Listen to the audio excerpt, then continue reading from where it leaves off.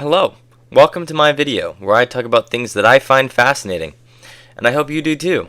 So in today's video, I'm just going to be going into a little bit about my views on materialism.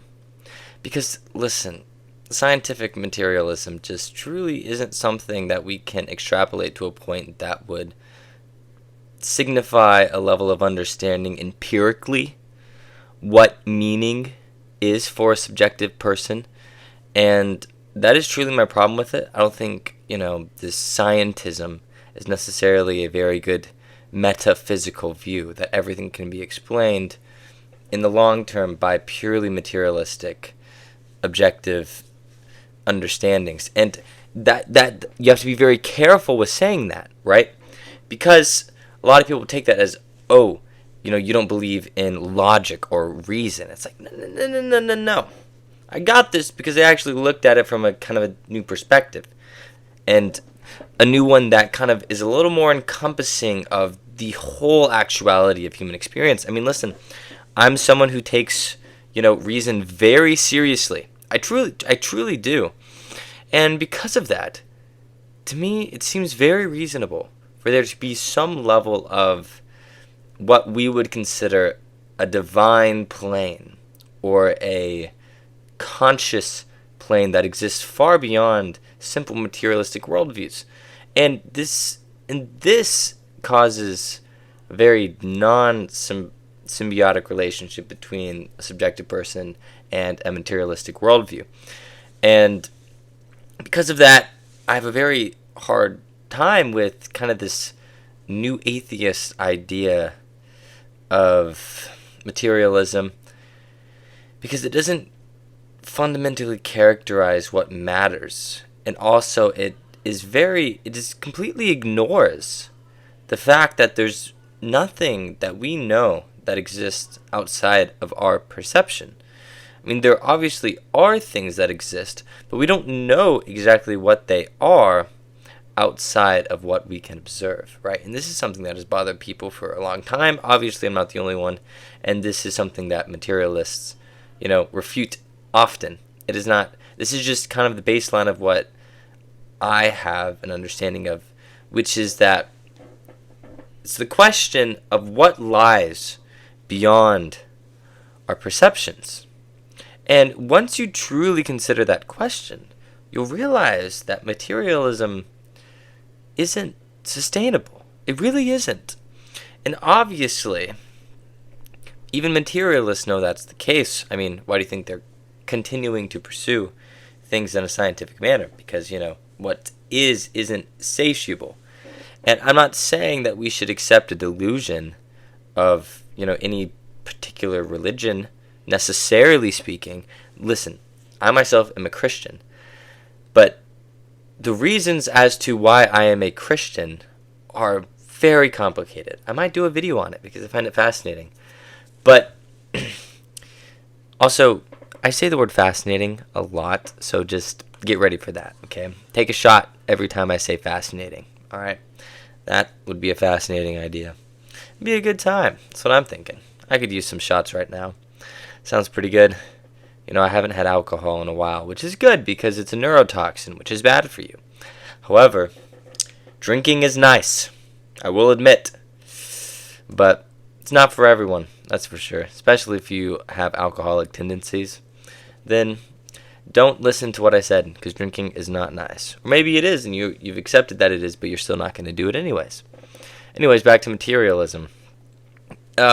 So my problem with just completely worshiping science and putting all of our focus on that is that it's simply one model of explanation, and it doesn't get to the underlying fundamental parts of the reasoning behind the manifestations of that model, all right, and where it actually came from. And it's funny because I think a lot of the problems is that people understand that it is very unknown. Things are very unknown. However, I think once we start to take metaphysical properties seriously, then there'll be a rapid amount of growth that is just going to happen almost overnight. And who knows what we'll be able to find. And if we take this kind of model, this materialist model, and integrate it into a understanding of a characteristic that entails a fundamental law stemming from a place that would be conscious. You know? Like, it would be conscious. And there are a lot of smarter people who talk about this stuff. Bernardo Kastrup, love that guy. He's a freaking genius. He wrote this book called Why Materialism is Baloney. And it's what I'm reading right now. He has some very fascinating ideas and a lot of things that I very much resonate with, because it's calling out this whole kind of societal standard of worshiping just a model of pursuit of understanding. And it is a very good one, and it is a very, very useful tool. But used outside of the confines of its particular set of usefulness will be very damaging to our understanding of life itself. Not science. Science is great for understanding science. And there's a lot of things that can be understood in the confines of science, and it can be useful and overlay into what truly is meaning and meaningful experience, and what that entails for a conscious agent. But we should also take ourselves seriously, and ourselves as fundamental. I mean, that's not from a place of being like it's all about you, but understanding what you are and what it means to look from a perspective itself.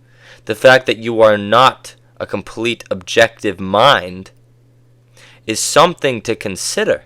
The fact that nothing that we know lies beyond our perceptions. Collectively, as a race, nothing lies beyond our perceptions. Obviously, you can be ignorant of something, but you're not objective. And I think the evolutionary process has led us to this point makes that very clear. And it's interesting, you know.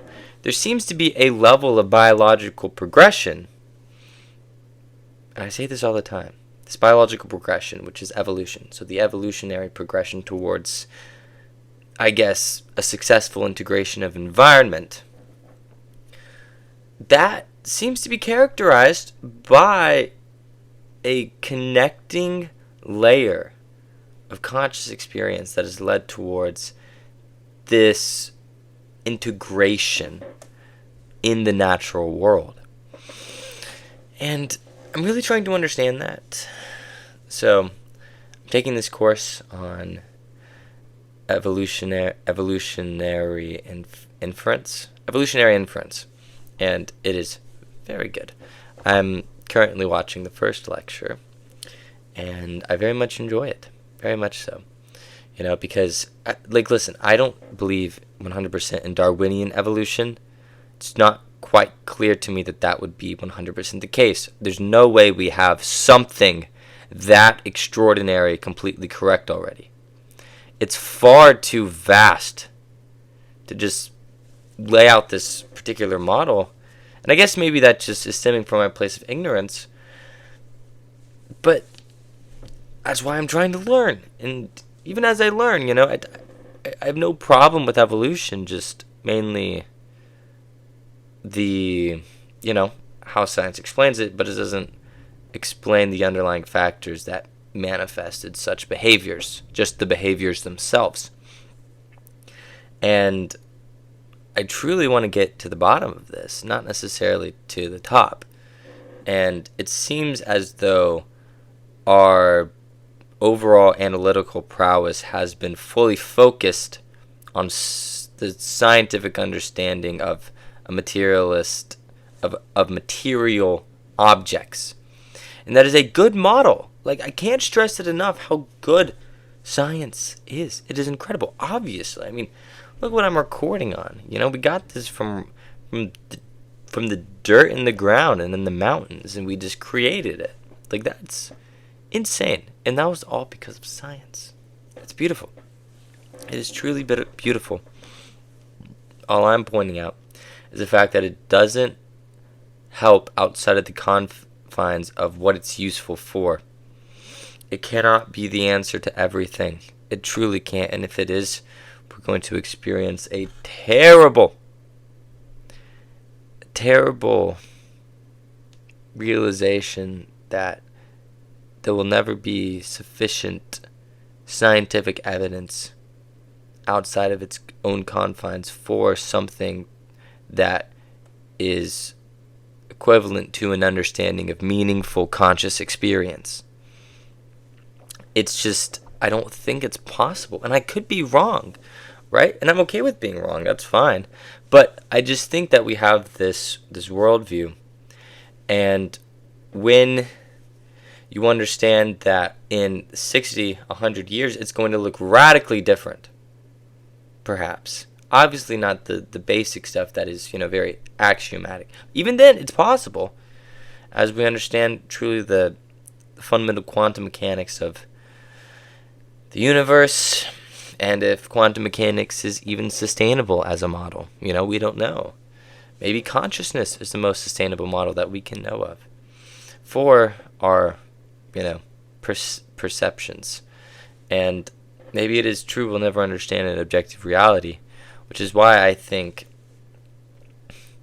we should be okay with considering everything and considering what science has in store, what you have in store to experience, and finding as many perspectives as possible to then pursue the best understanding of the world around you. I mean, our perceptions are very useful. Like, I know how to turn this phone off. I know how to turn this microphone off. And I do this because I have a very complex algorithm that we don't understand. Science does not understand completely this complex algorithm. We've got a pretty good understanding to some degree, but it's nowhere near complete at all.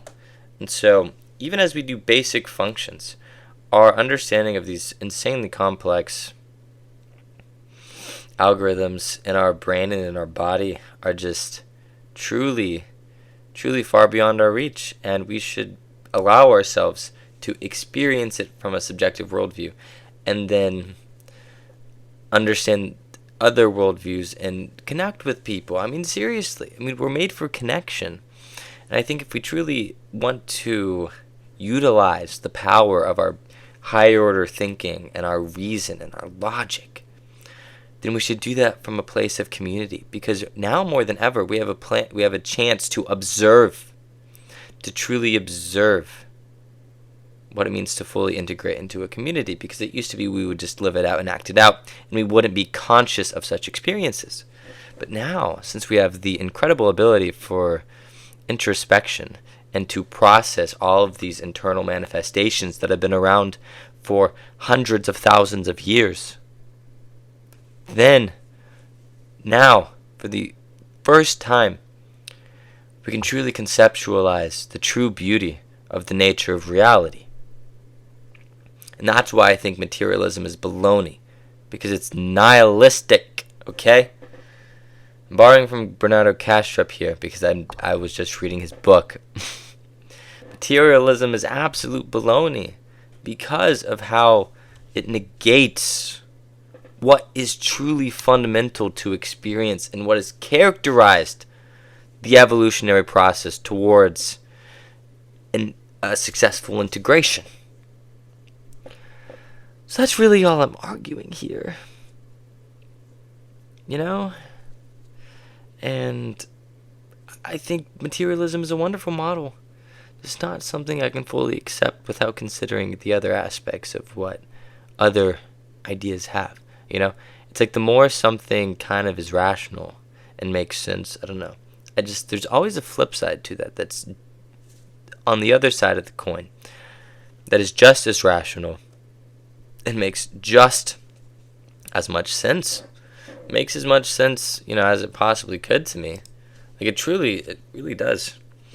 And so, we have to notice what evolution is, It's you can think of it like reproduction, right? Evolution is just, the proclivity to reproduce.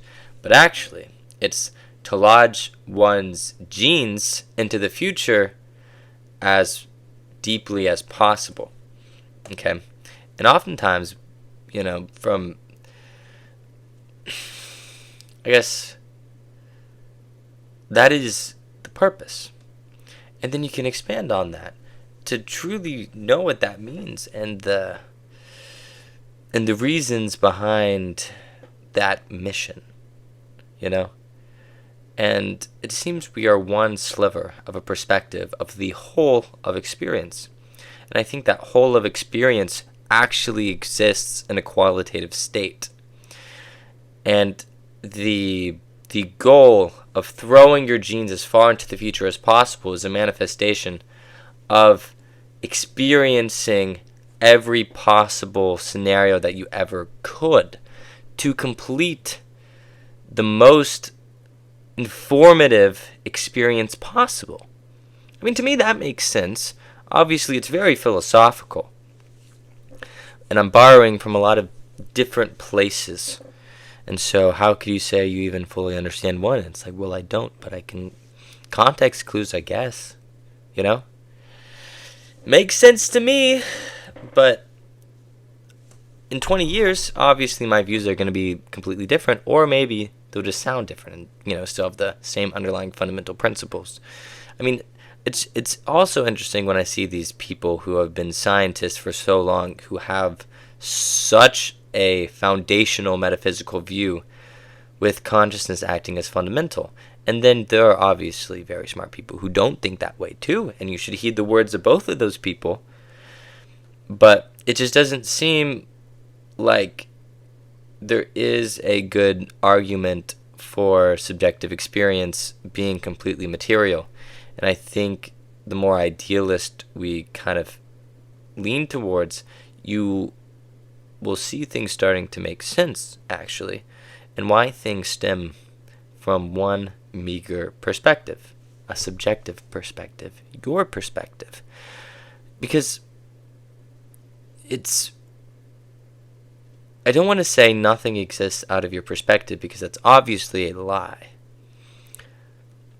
But what characterizes it is a subjective experience.